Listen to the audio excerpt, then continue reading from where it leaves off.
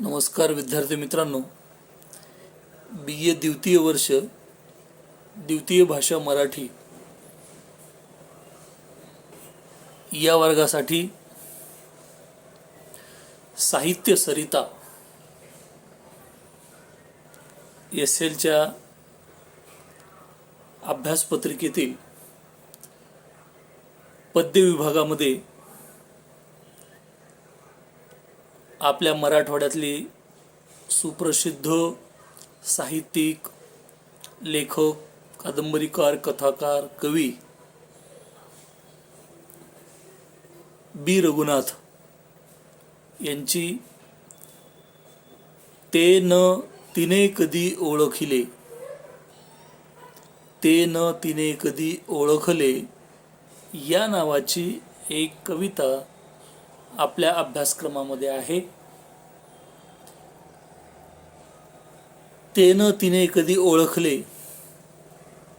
ही बी रघुनाथ यांची कविता त्यांच्या पुन्हा नभाच्या लालकडा या काव्यसंग्रहातली ही कविता आहे.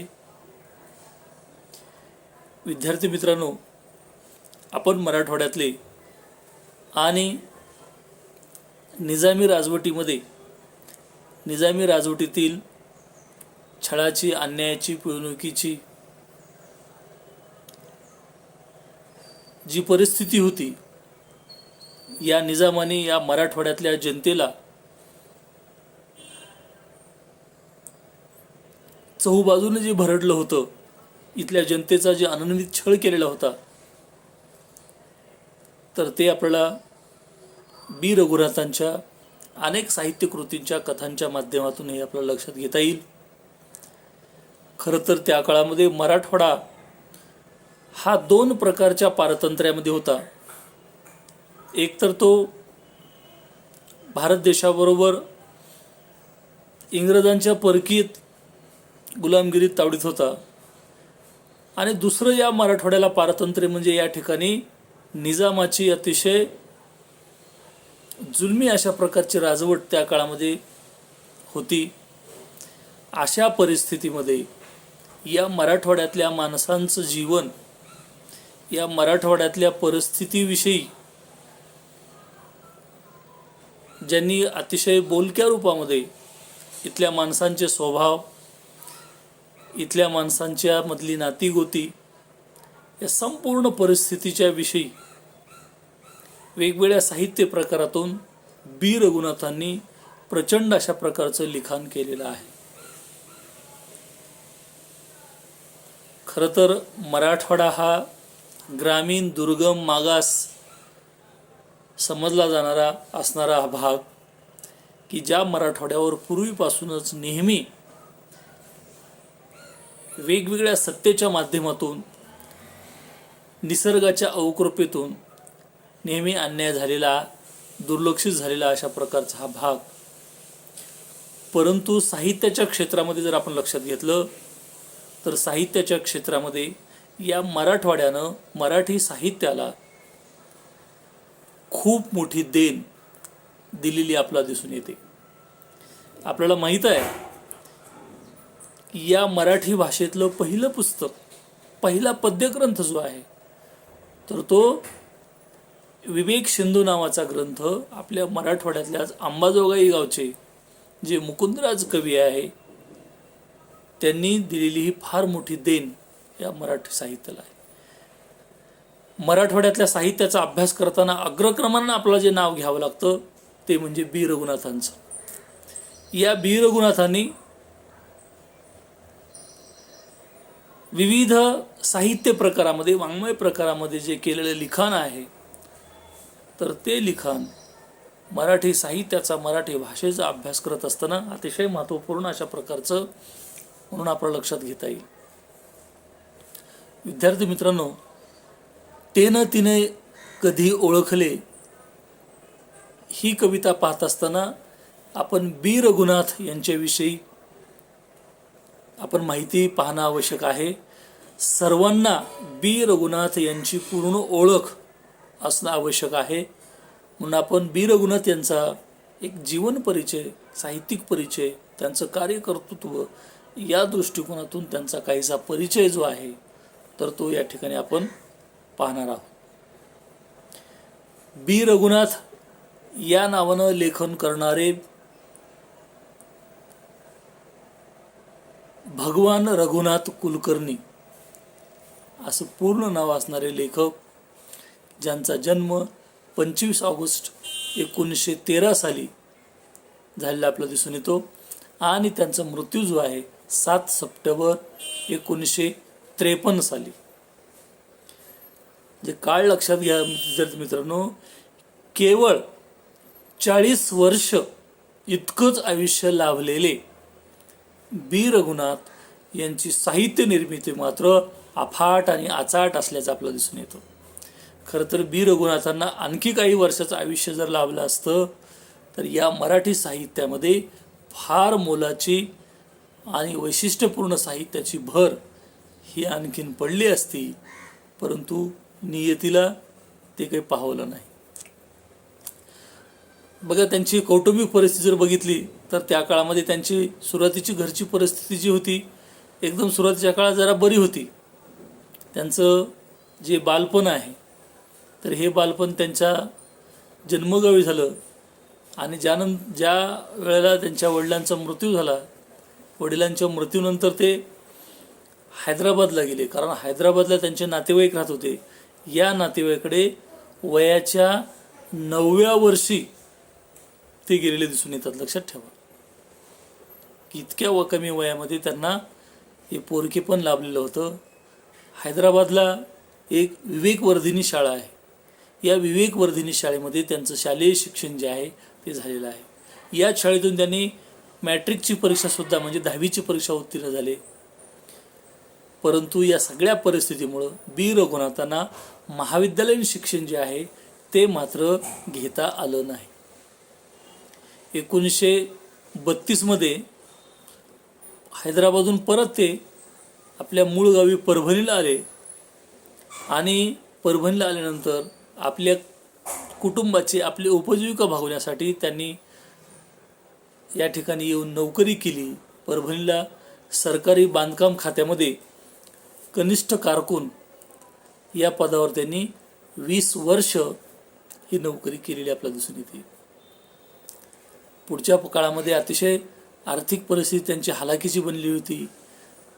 त्यांच्या आयुष्यात प्रचंड अशा प्रकारचे मानसिक तणाव जे आहेत तर हे निर्माण झालेले होते आणि एकूण समाजामध्ये भोवताली जर बघितलं तर निजामीची अतिशय सरंजामशाही अशा प्रकारची जी राजवट आहे याचं वातावरण सगळीकडे होतं.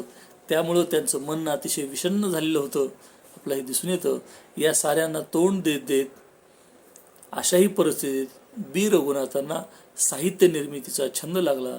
ते साहित्य निर्मिती करीत राहिली, परिस्थितीशी झुंज देत देत है ना, की पुढं त्यांचं शरीर इतकं खंगलं की अगदी वयाची 40वी उलटते तर ते या सरकारी बांधकाम खात्यामध्ये ऑफिसमध्ये काम करीत असतानाच त्यांना हृदयविकाराचा तीव्र झटका आला आणि त्याच ठिकाणी त्यांचं शरीर जे आहे, त्यांची हृदयक्रिया जी आहे ती बंद पडून त्यांचा दुर्दैवी अशा प्रकारचा मृत्यू जे आहे तो अगदी वयाच्या 40व्या वर्षी झालेला आपल्याला दिसून येतो.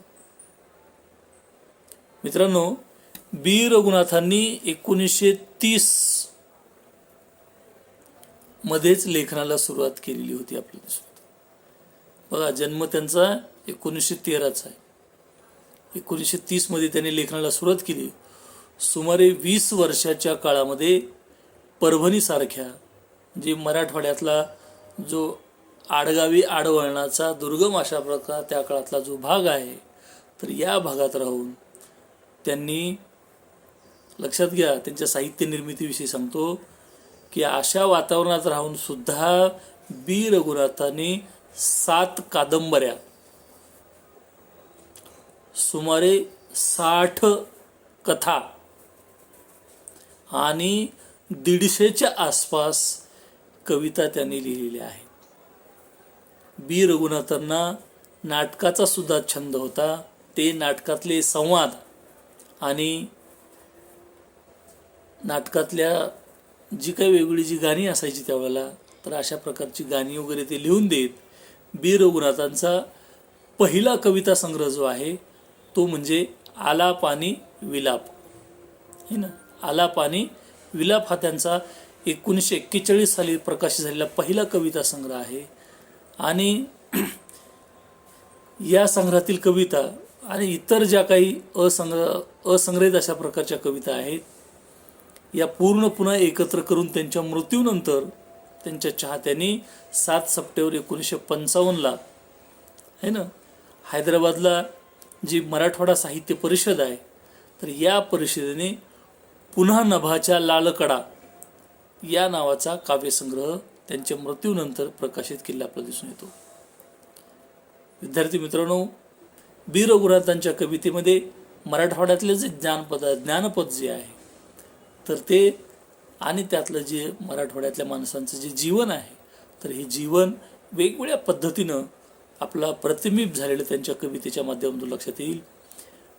अर्थात मराठवाड्यासारख्या आडवळणी गावात राहत असल्यामुळं इथल्याच भाषेचा वापर करून, म्हणजे या ठिकाणची ज्याला आपण गावरान भाषा म्हणतो, अशा प्रकारच्या गावरान भाषेचा जो गोडवा आहे, या गावरान भाषेचं खरं जे सौंदर्य आहे, या भाषेचा जो देशी संस्कार आहे, तर या संस्कारानं आणि इथल्या नर्म अशा प्रकारच्या शृंगारानं त्यांची ही कविता जी आहे ही नटलेली सजलेली आपल्याला दिसून येते.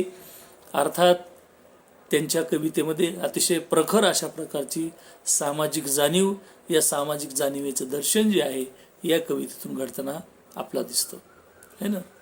त्यांचा साळी हा या नावाचा जो पहिला कथासंग्रह प्रकाशाला आहे ना, तर त्यानंतर त्यांचं फकीराची कांबळी, छागल, आकाश आणि काळी राधा हे त्यांचे कथासंग्रह प्रकाशित झाले. अर्थात तंत्राला कुठलंही महत्त्व न देणारी बी रघुनाथांची कथा मराठी नवकथेच्या पूर्वकाळातली अतिशय वास्तवदर्शी, मराठवाड्यातील राजकीय परिस्थितीच्या दबावाखालचे सामाजिक जीवन चितारणारी अशा प्रकारची त्यांची कथा कविता म्हणून आपल्याला लक्षात घेता येईल. सामान्य माणसांची पिळवणूक हा त्यांच्या लेखनाचा एक आस्थेचा प्रश्न म्हणून त्यांनी अतिशय पोटतिडकीनं या प्रश्नांची जाणीव मांडलेली आहे. विद्यार्थी मित्रांनो, निजामी राजवटीमध्ये इथला भरडला जाणारा जो मराठवाडा आहे, माणूस आहे, तर त्याच्यामुळं अतिशय हळहळणारं बी रघुनाथांचं मन जे आहे हे त्यांच्या कादंबऱ्यातून, कथामधून आपला पदोपदी जाणवताना दिसत आहे. याशिवाय तत्कालीन काळामध्ये स्त्रीवर होणारे जे काही अन्याय आहे, स्त्रियांची होणारी जी काही पिळवणूक आहे, तर ती अतिशय निर्भीडपणे त्यांनी आपल्या कथांच्या माध्यमातून मांडलेली आपला दिसून येते. त्यांची ओ, हिरवे गुलाब, बाबू दडके, उत्पात, म्हणे लढाई संपली, जगाला कळलं पाहिजे आणि आडगावचे चौधरी या ज्या 7 कादंबऱ्या आहेत, या प्रचंड नावाजलेल्या कादंबऱ्या आहेत. आज देखील या कादंबऱ्यामध्ये जर आपण वाचल्या तर यातून अनेक नाविन्यपूर्ण अशा प्रकारच्या ज्या गोष्टी आहेत, जुन्याबरोबर नव्याची संगती आपल्याला या ठिकाणी जोडता येईल. सगळ्यात महत्त्वाचं म्हणजे त्यांच्या साहित्याचं वैशिष्ट्य जर कोणतं म्हणाल तर प्रादेशिकता आहे ना. प्रादेशिकता हे त्यांच्या कादंबऱ्याचं ठळक वैशिष्ट्य आहे. आणि त्याबरोबर त्या काळात मराठवाडा मुक्तीसंग्रामाच्या ज्या काही चळवळी होत्या, लढे चालू होते, तर या मुक्तीसंग्रामाच्या काळातील जे सामाजिक जीवन होतं, धर्मांधतेमुळं सामान्य माणसांचं जे काही हाल अपेष्ट झाले, तर हे हाल जे आहेत, तर याचं वर्णनसुद्धा अतिशय प्रभावीपणानं त्यांनी त्यांच्या कथा आणि कादंबऱ्याच्या माध्यमातून मांडलेलं आपल्याला दिसून येतं. म्हणजे लक्षात घ्या की असं हे बी रघुनाथांचं साहित्य त्यांच्या चाहत्यांनी नंतर समग्र बी रघुनाथ यांची साहित्य निर्मिती ही प्रकाशित केली आपल्याला दिसून येते. या ठिकाणी आपल्या अभ्यासक्रमाला जी कविता आहे, पुन्हा नभाच्या लालकडा या काव्यसंग्रहातली, ते न तिने कधी ओळखले ही अतिशय एक महत्त्वाची त्यांच्या मनातील एक वेगळी प्रेम जाणीव भावना जी आहे ही मांडणारी कविता आहे. या कवितेमध्ये मराठवाड्यातील जे काही ज्ञानपद आहे, जे जीवन आहे, हे प्रतिबिंबित झालेलं दिसून येतं. या कवितेतली जी भाषा आहे, एक गावरान गोडवा म्हणून, एक नर्मशृंगार म्हणून, आणि विशेषतः प्रेम तेही ग्रामीण भाषेत जे काही व्यक्त झालेलं आहे, म्हणून त्यातलं लावण्य, त्यातला गोडवा जो आहे, तर तो अतिशय आपल्या मनाला मोहित करणारा अशा प्रकारचा वाटायला लागतो. इतकी महत्त्वपूर्ण अशा प्रकारची कविता म्हणून आपण लक्षात घेतो.